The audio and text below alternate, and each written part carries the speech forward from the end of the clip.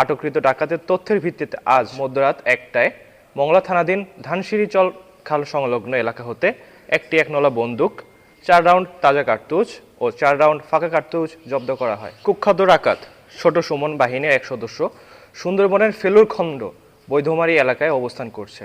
প্রাপ্ত তথ্যের ভিত্তিতে কোস্টগার্ড বেজ মংলা ও স্টেশন হারবারিয়া কর্তৃক বাগেরহাটের মংলা থানাধীন বৈদ্যমারী বাজার সংলগ্ন এলাকায় একটি বিশেষ অভিযান পরিচালনা করা হয়। অভিযান চলাকালীন উক্ত এলাকা হতে সুন্দরবনের কুখ্যাত ডাকাত ছোট সুমন বাহিনীর এক সদস্য ইয়াসিন শেখকে আটক করা হয়। জব্দকৃত আলামত ও আটককৃত ডাকাতের পরবর্তী আইনানুগ ব্যবস্থা গ্রহণের কার্যক্রম প্রক্রিয়াধীন রয়েছে।